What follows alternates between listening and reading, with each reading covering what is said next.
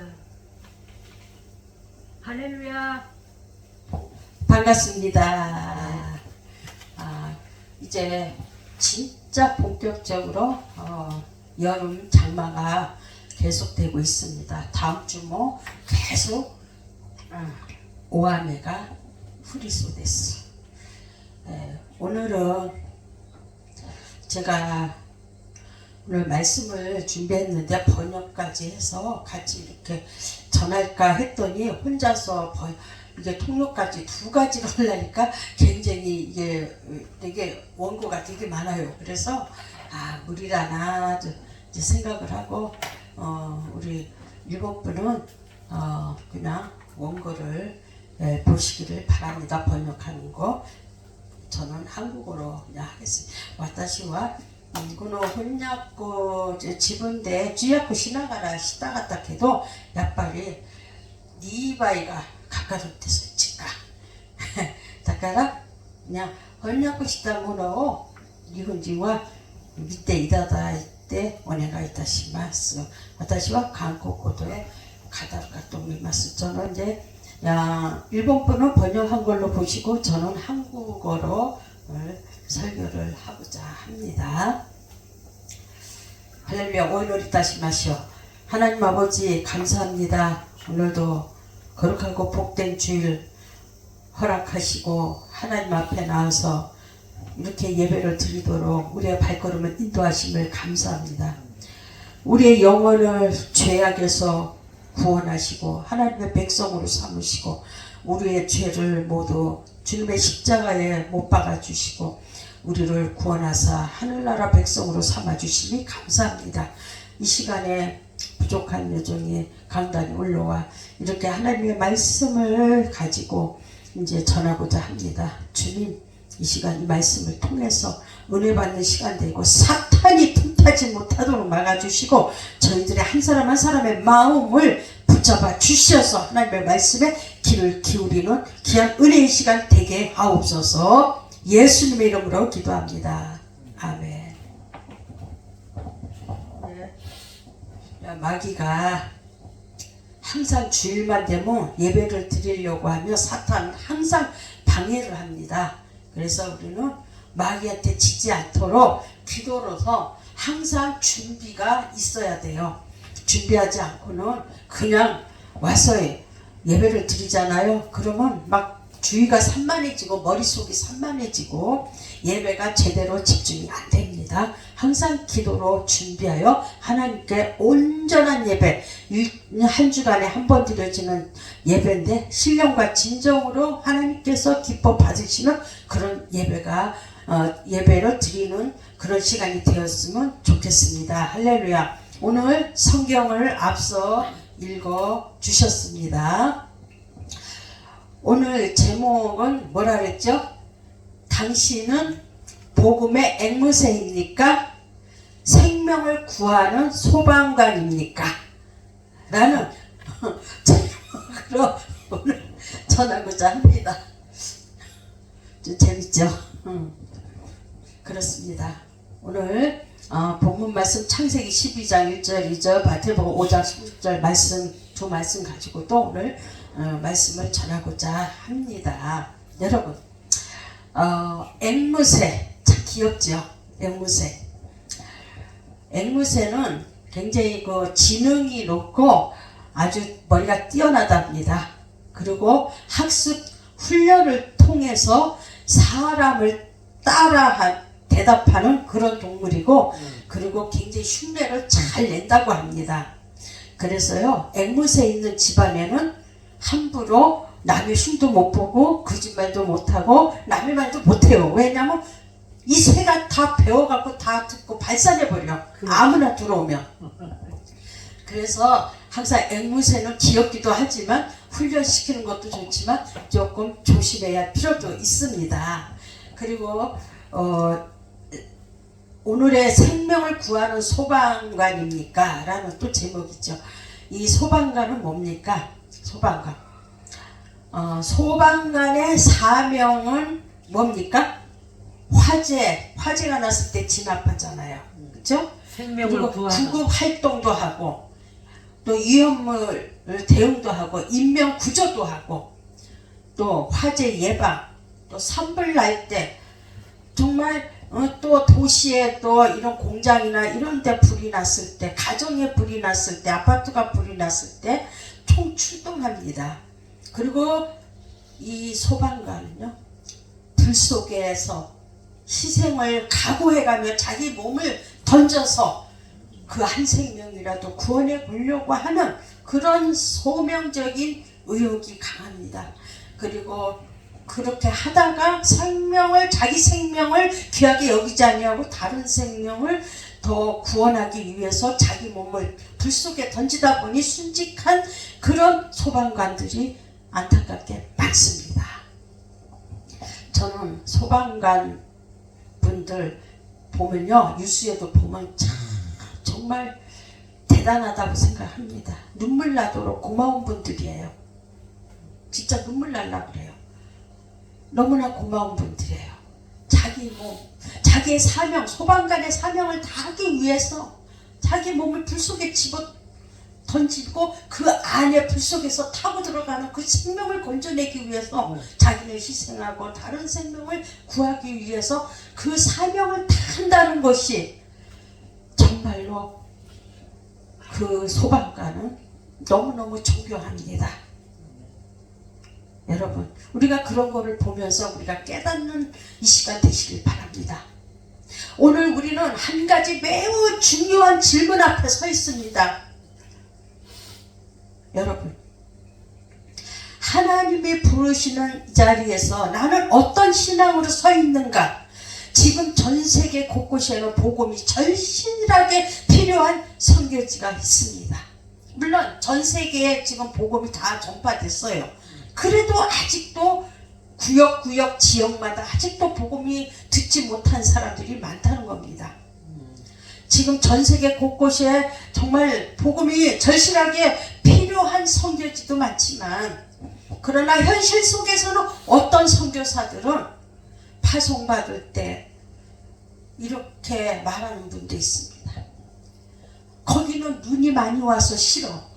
비가 와서 싫고 너무 추워서 싫고 눈이 많이 와서 싫고 더러워서 싫고 성도가 없어서 싫고 시골이라서 싫고 벌레가 많아서 싫고 파충류가 많아서 싫고 지진이 많아서 싫고 방사능이 많아서 싫고 싫은 것 그렇기 때문에 도대체 환경이 불편하다는 이유로 언제 하나님의 복음을 사역을 감당할 수 있습니까? 여러분, 하나님이 진정으로 부르시는 자리를 떠나려고 합니다. 왜요? 조건 좋은 곳, 삶이 편안한 곳, 사람이 많은 곳, 자녀 교육이 쉬운 곳만 골라 가려는 마음이 선교의 본질을 흐리고 있습니다. 그러지 않습니까? 하지만 하나님께서는 우리를 부르시는 목적은 편안한 자리에서 종교적 말만 반복하는 말씀만 전하는 앵무새 신앙이 아니라 죽어가는 영혼을 살리기 위해 불길 속으로 뛰어드는 소방관의 절실함을 가진 바로 믿음입니다. 믿습니까? 아멘. 이 설교는 단지 우리 모가미 교회 성도들 뿐만 아닙니다. 선교지에서 사역하는 선교사들, 온라인으로 말씀을 듣는 모든 시청자들의 신앙을 찾는 사람들, 그리고 각자의 자리에서 하나님을 섬기는 모든 성도들에게 동일하게 주시는 하나님의 음성입니다. 아멘. 오늘 말씀은 우리 모두에게 묻습니다. 여러분, 주님이 여러분에게 묻고 있습니다. 당신은 복음의 앵무새입니까? 아니면 생명을 구하는 소방관입니까? 소방관이 되려고 노력하고 있습니다. 이 질문은 단순한 비유가 아니라 우리의 신앙을 흔들어 깨우는 하나님의 경고이며 동시에 다시 일어나라는 하나님의 부르심인 줄 믿습니다. 아멘. 아브라함처럼 익숙함을 떠나 준비가 되어 있는지, 또한 바울처럼 생명을 던질 절실함이 있는지, 또 예수님처럼 잃어버린 영혼을 찾아 나서는 그런 십자가의 삶을 살고 있는지 이 말씀 앞에서 우리 자신을 진지하게 돌아보아야 합니다. 이제 본문을 통해 하나님께서 우리에게 요구하시는 참된 선교의 본질을 함께 살펴보고자 합니다. 사랑하는 성도 여러분, 신앙이란 이름 아래 계산하고 조건을 따지고 나에게 유익이 되는 것만을 선택하는 시대가 왔습니다. 그러나 하나님께서는 우리를 부르신 목적은 편안한 자리에서 종교적인 말만 반복하는 앵무새 신앙이 아니라 죽어가는 영혼을 살리기 위해 불길 속으로 뛰어드는 소방관의 절실함을 가진 믿음의 소명자가 되어야 된다라는 말씀입니다. 아멘. 그러기 위해서는 어떻게 해야 되나요? 첫째, 하나님의 명령을 받고 안락함을 버리고 떠난 아브라함을 볼 수 있습니다. 오늘 본문 말씀이죠. 오늘 본문 말씀 뭐라 그랬죠? 창세기 12장 1절 여호와께서 아브라함에게 이르시되 너는 너의 고향과 친척과 아비의 집을 떠나 내가 내게 보여줄 땅으로 가라. 하나님이 보내셨어요. 파송하셨어요. 그러니까 선교는 입맛 골라가는 사업이 아니라 영혼을 향해 사지로 뛰어드는 순교적인 신앙입니다. 선교는 환경을 쫓아다니는 사업이 아닙니다. 내 주머니 사정이 환경이 좋고 나쁨을 기준으로 선택하는 일이 아닙니다. 겉으로 보기에는 우리 모가미 일본 산골 교회가 참 척박하고 가시가 엉겨있는 죽음의 땅처럼 보이지만 선교의 주인이신 분은 누구십니까? 하나님의 손에 붙들려 있다는 겁니다. 선교의 주인은 누구예요? 하나님이시죠. 여러분, 그렇습니다. 이 시대에 영적 위기, 주술적 신앙과 잃어버린 주는 삶 있습니다. 오늘날 많은 사람들은 하나님의 인격적 관계를 잊어버리고 내 욕망을 이루기 위한 주술적 신앙에 빠져 있다는 겁니다. 여러분, 주술적 원어로 보면 라카우라고 합니다. 라카우. 그러니까 받기만 하는 주술적 신앙에 빠진 자들은 십자가의 은혜를 잊어버리고 자신의 이익을 위한 수단으로 이용하는 겁니다. 여러분, 이 시대의 영적 위기가 무엇이겠습니까? 여러분, 한번 생각해 보시길 바랍니다. 그러니까는 하나님의 얼굴을 구하기보다 하나님의 손, 하나님의 응답, 하나님의 축복만 구하는 그런 이기적 신앙으로 변질되어 간다는 것입니다. 세상의 세계관을 철저히 계산적입니다. 받은 만큼 준다. 내가 먼저 와라. 사랑받고 싶다는 조건부의 삶입니다. 심지어 기독교인들조차 받는 자의 자리에 머물러 있습니다. 그러나 선교학자 엘렌 허시가 말합니다. 선교는 사람들을 교회 안으로 끌어들이는 것이 아니라 세상 밖으로 내보내는 것이다 라고 이렇게 말합니다. 지금 우리에게 가장 필요한 것은 뭡니까? 세상의 이기심을 끊어내고 하나님의 은혜를 거저 흘러보내는 주는 자로의 영적 전환입니다. 아브라함의 부르심, 이스함을 떠나는 믿음의 결단. 바로 아브라함은 믿음의 결단을 했습니다. 하나님께서 떠나라. 너희 본토 친척과 아비집을 떠나라. 순종했습니다. 많은 사람들이 선교지를 말할 때 환경 좋고 자녀 교육 편하고 사람 많고 삐까뻔쩍한 대도시만 골라가려고 합니다. 아니, 선교지에 오면은 그런 데만 찾아가는 선교지 그 팀들도 있습니다. 여러분, 저 역시 그런 마음이 전혀 없었던 건 아닙니다. 저도 삐까뻔쩍한 도시에서 사역하고 싶었습니다. 제가 지금 모가미 사랑교회 안방 개척 시작해서 지금까지 온 게 19년째입니다. 왜 없었겠어요? 이런 산골에 누가 오나? 이 시골에 한국인들도 외국인들도 별로 없고 다 일본인들만 있는데 여기 누가 와서 예배를 드릴까? 이런 생각으로 갈등을 많이 느꼈죠. 나도 시내 나가서 조건 좋고 환경 좋고 불빛이 반짝거리는 그런데 사람 많은 데 가서 막 그냥 마음껏 사역을 펼쳐보고 싶었죠. 여러분, 하나님은 그런 데로 다 몰려가 버리면 이런 악을 골장은 누가 옵니까? 이런 산골에 누가 와서 복음을 전합니까? 그런 대도시로만 다 몰려든다면.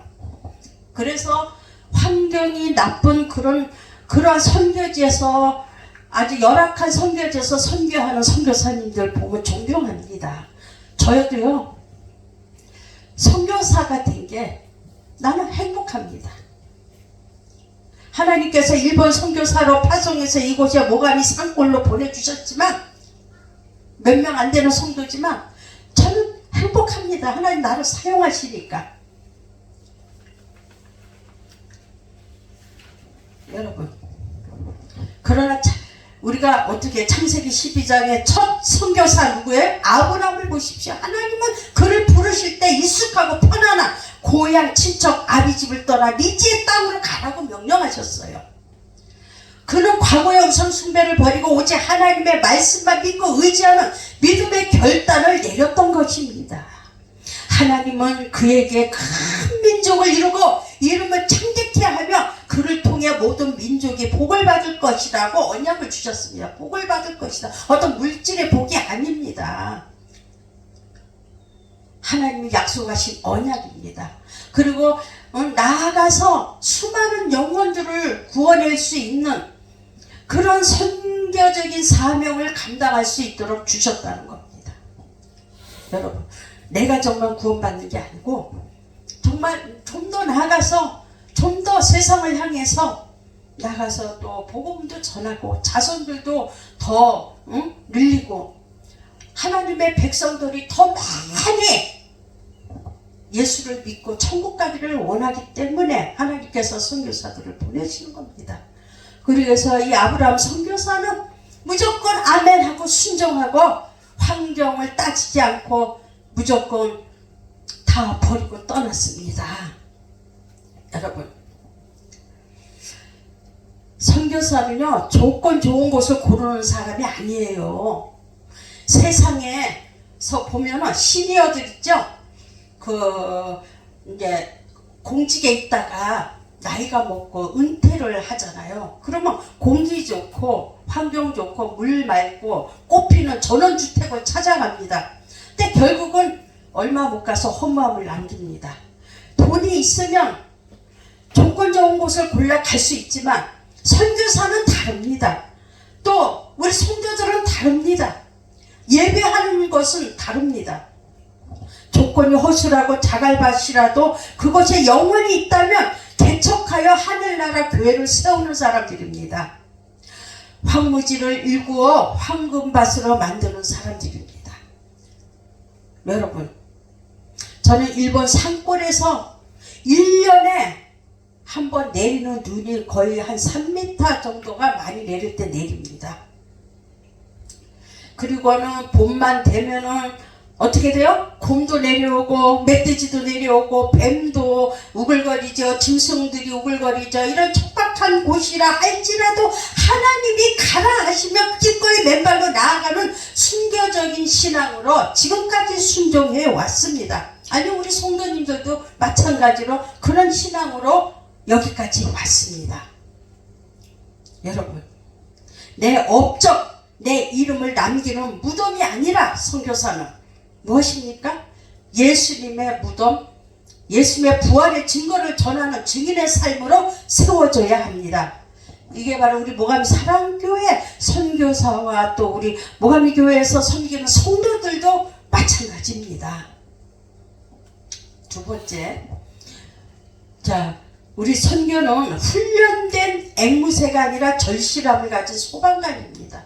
우리 성도들은 그냥 훈련돼 갖고 앵무새가 나발나발 그냥 말만 많이 하는 게 아니고 가만히 앉아서 시키는 대로 배우는 대로 하는 게 아니라 절실함을 가진 소방관 간의 신앙을 우리 성도들도 가져야 되고 목회자들도 그런 마음을 가져야 됩니다.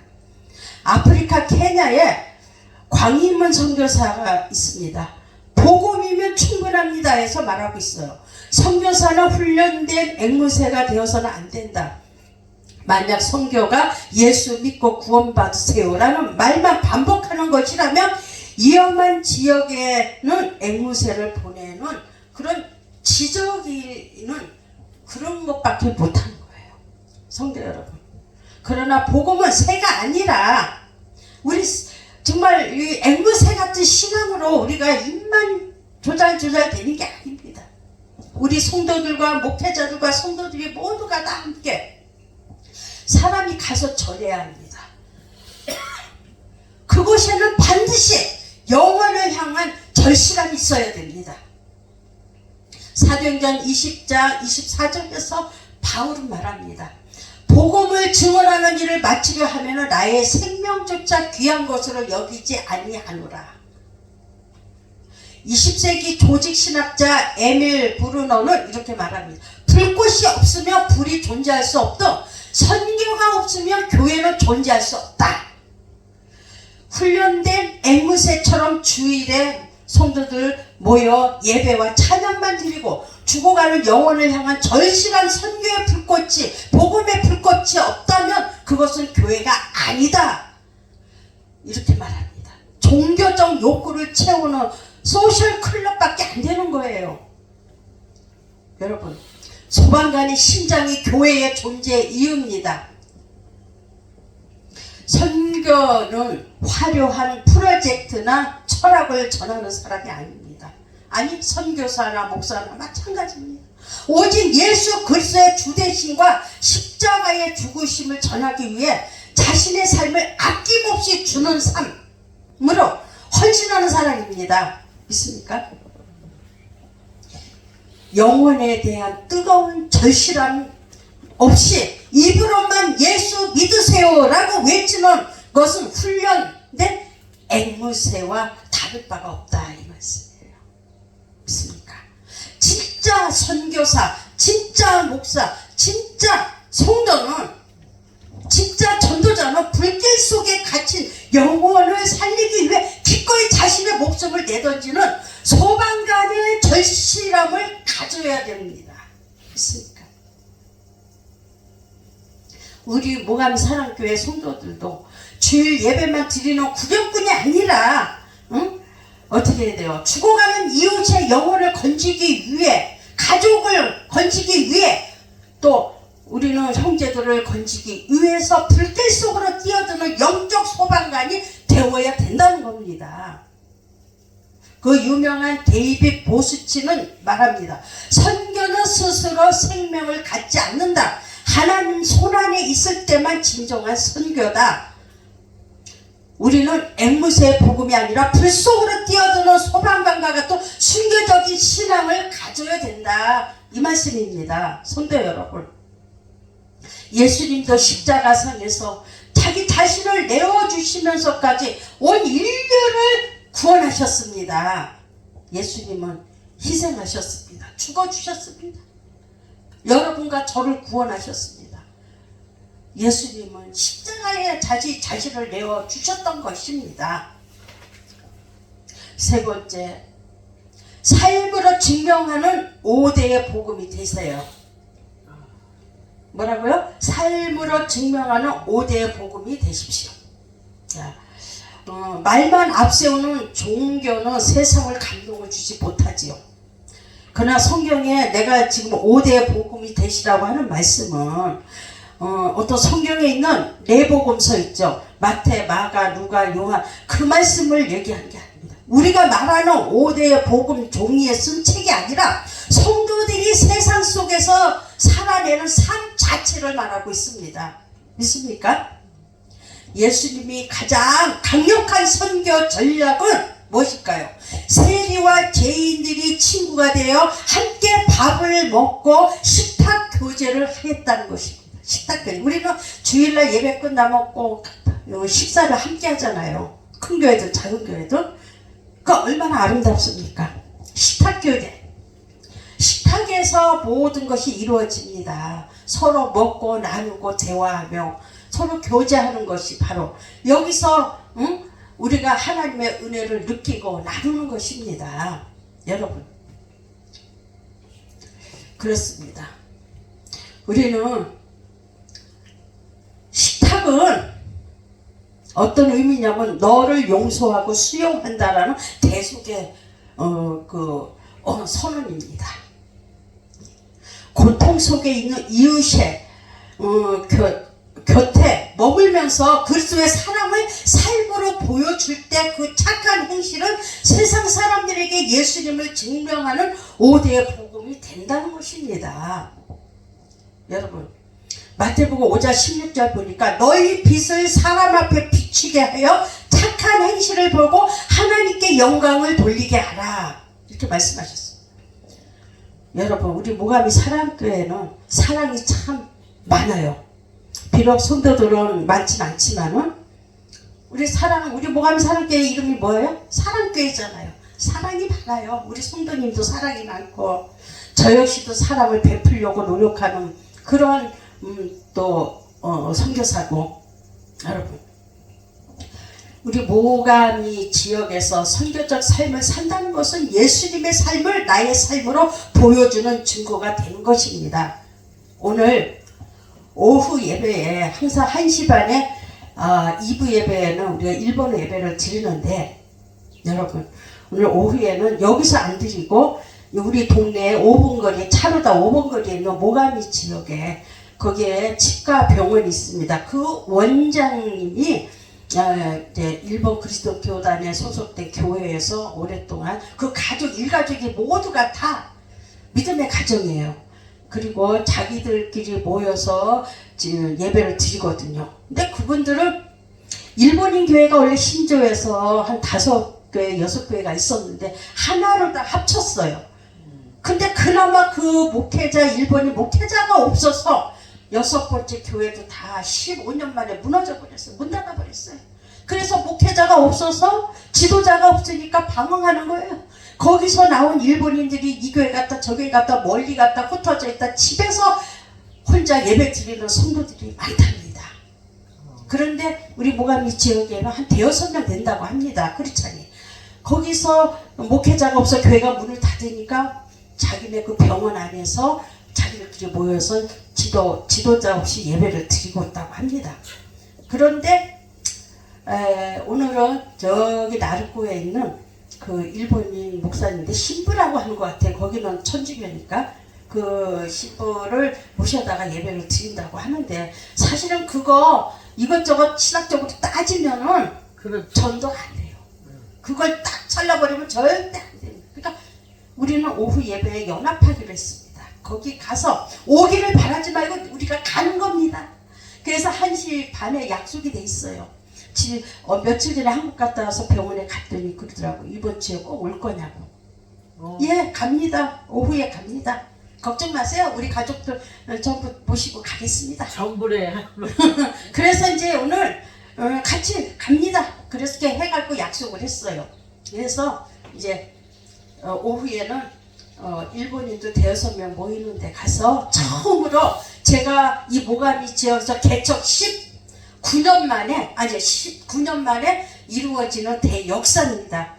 정말 여기는 크리스찬들과 또 교회가 없었던 곳이라 이 척박한 곳에 교회를 세워지고 19년 만에 제가 일본인들 모가미 마을 가까운 데서 함께 연합하게 되었습니다. 그것만 해도 기적입니다. 여러분, 이게 뭐예요? 인내요, 인내. 끝까지 인내를 했습니다. 한우물을 받습니다. 우리 모가미 교회 사람이 오든 안 오든 눈보라가 치든 비바람이 불든 누가 손가락질하든 욕을 하든 우리 교회는 19년을 끝까지 기도로 말씀으로 우리는 지금까지 하나님을 의지하며 버텨왔습니다. 이 지역의 복음화를 위해서. 그 결과로 모가미 지역에 가까운데 흩어진 성도들과 함께 연합해서 예배 드리는 그런 역사가 일어났습니다. 하나님 기적입니다. 아멘. 네. 그래서 우리는 예수님의 삶을 나의 삶으로 보여줘야 되는 겁니다. 고통 고통 속에 이웃에게 무관심하지 말고 그들의 손을 잡아주며 십자가에 가지고 사랑을 실천할 때 세상은 우리의 착한 행실을 보고 하나님께 영광을 돌리게 됩니다. 제가 여기서 살면서 본의 안 되는 생활을 했다면 이런 기적이 일어날 수가 없죠. 끝까지 기도했어요. 우리 성도님과 저와 우리 함께 협력하고 기도했기 때문에 이 역사가 일어난 것이라고 믿습니다. 성도 여러분, 결론입니다. 선교사는 또한 성도들은 자신의 이름을 선교지에서 빛내는 사람이 되면 안 돼요. 선교사도 역시 선교지에서 자기 이름을 공을 많이 세웠다고 이름을 빛내서도 안 되고, 우리 성도들이 교회에 와서 봉사하고 헌신하고 열심히 헌금하고 했다고 해서 자기의 공을 나타내면 안 되는 겁니다. 아무리 선교지에서 공을 세우고 아무리 교회에서 자기 자신의 공을 세웠다 할지라도 자기 무덤을 만들면 안 돼요. 그럼 어떻게 해야 돼요? 선교사뿐만 아니라 일반 교회 또는 성도들한테도 적용되는데, 주님의 고난 위에 세워진 십자가를 외치며 부활을 전하는 희생의 길을 걸어서 진정으로 필요한 양을 찾아가는 사람이 목회자요, 선교사요, 성도들입니다. 믿습니까? 예수님의 무덤이 되어야 합니다. 예수님의 십자가가 세워져야지 내가 공을 세워서, 선교사가 공을 세우고 성도가 공을 세워서 거기다 비석 만들고 무덤을 만들면 안 되는 겁니다. 여러분, 데이빗 보스치는 이렇게 말합니다. 선교는 스스로 생명을 갖지 않는다. 하나님의 손 안에 있을 때만 진정한 선교다. 그렇게 말하고 있어요.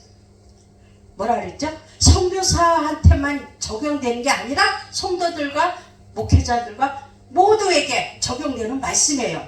그래서 선교는 어떻게 돼요? 우리는 앵무새의 복음이 아니라, 말로만 조잡살 말로만 잘하는 앵무새가 아니라 어떻게 해요? 불 속으로 뛰어드는 소방관과 같은 순교적인 신앙을 가져야 된다는 거예요. 그러한 믿음만이 끝까지 살아남을 수가 있고, 그렇게 순교적인 신앙으로 자기 믿음을 지키는 자가 구원받습니다. 예수님도 십자가에서 자신을 내어주시고 인류를 위해서 구원하셨잖아요. 예수님이 우리를 위해 고난받고 우리를 위해 죽어주시고 우리를 부활의 능력으로 우리의 영혼을 구원하셨잖아요. 다시 오실 우리 주님이십니다. 믿습니까? 마지막으로 이 얘기를 간증 하나 하고 말씀을 맺겠습니다. 사실 저는 강원도 고향이 춘천이죠. 근데 저희 친정 어머님이, 저는 진정한 영적 소방관이라고 생각합니다. 왜냐 하면 저는 어머니가 전도사였어요. 그래서 어렸을 때부터 어머니가 하는 걸 보고 자랐어요. 그거를 수십 년간 강원도 춘천시 지역을 다니면서 우리 어머니는 젊었을 때부터 사북, 탄광, 태백, 원평리, 덕천리, 지암리, 개척교회 수없이 하면서 또 사창감리교에서 신방전도사도 사역을 오랫동안 하셨습니다. 근데 저희 친정 어머니 전도사님은 교회 개척교회, 그 어려운 개척교회에서 사역을 하면서, 우리 여동생이 5살이고 저는 그때 17인가 8살이었는데 너무너무 가난한 목회자의 집안에서 보고 자랐기 때문에 배가 고팠습니다. 배가 고팠어요. 여러분, 배고프고 먹을 것도 없고 사례비도 그 당시에 없었어요. 나중에 사례비가 생겼지만 한 달에 5,000원이에요. 5,000원. 그 당시에. 그 당시도 5,000원이면 그렇게 큰 돈은 아니에요. 그래가지고 이제 거기 이제 주변에서 쌀을 조금씩 갖다 줘서 그걸 먹고, 우리 엄마와 저와 여동생 3사람은 산에 올라가서 나무를 패다가 머리에다가 하나씩 이고, 우리 여동생 5살짜리도 조금 머리 해갖고 머리에다 이고, 이러고서는 내려와서 땔감을 만들어서 그렇게 떼가면서 사역을 하셨어요. 근데 너무 배가 고프고, 근데 거기는 그 주변이 군인들이 많았어요. 군인 부대가 많았기 때문에 군인들이 줄대고 꽉 차요, 예배당에. 근데 저희 어머니가 하루는 거기서 강단에서 말씀을 전하고 있는데 조금 있으니까 갑자기 뒤에서 문을 확 열더라고. 예배 도중에 열더니 동네에 예수 믿지 않는 청년들이, 무당들이 밖에서, 한 사람은 밖에서다 물을 하나가득 싣고, 또 한 사람은 조그마한 자갈, 물맷돌 자갈 같은 거를 막 잔뜩 밖에서다 놓고, 그리고 사람들이 낙과 막 도끼를 들고 들어왔어요. 그러면서 설교하는 저희 어머니한테 때려 죽인다고, 이 지역을 빨리 떠나라고, 이 마을을 떠나라고 무당들하고 합세를 해가지고 핍박을 하는데, 저는 그걸 봤어요. 그래서 결국은 그 사람들은 나중에는 다 예수 믿고 회개하고 그 마을이 복음화가 돼갖고 교회 두 개가 생겨서 갈라져 나갔어요. 하나는 장로교, 하나는 감리교. 이렇게 해서 나중에 가보니까 갈라져서 나갔더라고. 그 조그만한 동네에서. 그 지역이 다 복음화가 되었고, 성탄절 되면은 청년들이 다 모여갖고 집집마다 돌면서 성탄절에 우리가 그런 재밌는 그런 신앙생활을 한 적이 있었어요. 근데 저희 친정 엄마는 혼자 목회를 하는데 얼마나 외롭겠어요. 나도 굶고 우리 5살짜리 동생도 굶고 먹을 게 없으니까 엄마 배고파 밥 줘, 밥 줘. 근데 저희 그 엄마가 어느 날 갑자기 불을 떼다가 그 막 끓는 물에 뒤집어 써갖고 그냥 온몸을 다 튀었어요. 근데 나는 나갔다가 들어오니까 엄마가 온몸이 시뻘게 해가지고 막 인간 사람이 아니야. 식물인간이 안 보여. 막 얼굴이 아무도 없었어요. 친구도 찾아오는 사람도 성도들도 없었어요. 아무도 없었어요. 아버지는 어디 갔어요? 없었기 때문에 아버지 돌아가시고 후고 나서 사역을 했기 때문에 그래가지고 아무도 없으니까, 그러니까 저희 어머니가 혼자서 눈물을 흘리면서 그 막 부풀어 오르던 그 살 껍데기를 하나하나 벗기는데 병원에 갈 형편도 안 되고 돈도 없고 먹을 것도 없는데, 그러니까 살갗을 하나하나 벗기는데 눈에서 피눈물을 막 쏟는데, 어린 저는 철이 너무 없어서 엄마의 아픔을 너무 못 느꼈어요. 그래서 제가 그 어린 나이에 이런 생각을 했어요. 나는 이 다음에 크면 절대로 엄마 같은 일 안 한다. 엄마 같지는 안 살아. 그렇게 장담하고 수많은 인생을 참 많은 삶을 훈련을 받고 여기까지 왔습니다. 결국 엄마같이 살지 않겠다고 한 사람이 이 일본 모가미 사랑교회, 일본 산골 마을에서 선교사로 목사로 쓰임받아 부름받을 줄, 어머니의 대를 이루는 그런 소방관이 될 줄을 몰랐습니다. 우리 어머니의 영적인 소방관, 그것을 대를 대물림 받아서 제가 이 산골에서, 이 골짜기에서 19년째 사역을 하고 있습니다. 여러분, 어린 시절 너무너무 가난했지요. 너무 힘들었죠. 그렇게 자신을 내어 던져가면서 한 영혼이라도 구원해 보려고 하는 소방관 같은 그런 절실함의 영혼 구원의 열정이 우리 모두에게 가져야 됩니다. 할렐루야. 여러분, 선교의 본질은 뭐예요? 앵무새의 말이 아니라 소방관 같은 영혼을 향한 핏부림의 열매입니다. 할렐루야. 아멘. 아멘. 자, 오늘 제목이 뭐라고 했지요? 그 제목이, 당신은 복음의 앵무새입니까? 생명을 구하는 소방관입니까? 우리 모가미 사랑교회 성도들뿐만 아니라 저 역시도, 또 지금 인터넷을 통해 보는 사람들도, 또 세계적인 모든 교회와 성도들의 걸 향해서 하나님이 물어보십니다. 당신은 복음의 앵무새입니까? 생명을 구하는 소방관입니까? 하나님이 물으시면 여러분은 담대하게 대답할 수 있는 그러한 믿음의 절실한 소방관의 사명을 다하는 복음의 전도자가 되시기를 예수님의 이름으로 축원합니다. 아멘. 믿습니까? 기도합시다. 하나님 아버지, 감사합니다. 오늘 귀한 말씀을 주셨습니다. 일주일 내내 말씀 붙잡고 연구하며, 당신은 복음의 앵무새입니까? 생명을 구하는 소방관입니까? 라는 이 말씀 가지고 오늘도 전했습니다.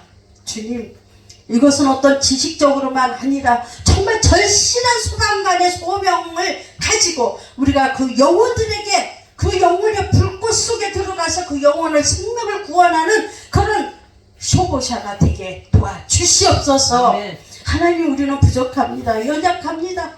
믿음이 부족합니다. 소방관과 같이 우리는 불길 속에 뛰어드는 그런 자신감은 없지만 하나님이 우리에게 힘을 주시고 용기를 주시고 붙들어 주시면 우리도 우리의 맡겨주신 사명을 그 불길 속에 들어가서 정말 하나님의 그 죽어가는 영혼을 건져내는 그런 소명의식이 뜨겁게 불타오르도록 주여 도와주시옵소서. 우리 모가미 사랑교회뿐만 아니라 이 부족한 여정뿐만 아니라 이 말씀을 듣는 모든 분들에게 함께 적용되도록 축복해 주시옵소서. 하나님, 이 마지막 시대에 절실한 소방관이 없습니다. 절실한 영적인 소방관이 없습니다. 하나님, 그러한 영적인 소방관처럼 소명의식을 갖고 나를 내어주고 생명을 구원하는 그러한 하나님, 우리 하나님의 백성들이 나오게 하여 주옵소서. 편안한 자리에 앉아서 앵무새처럼 입으로만 지식적으로만 전하는 게 아니라 내 몸을 던져서 그 영혼을 구원할 수 있는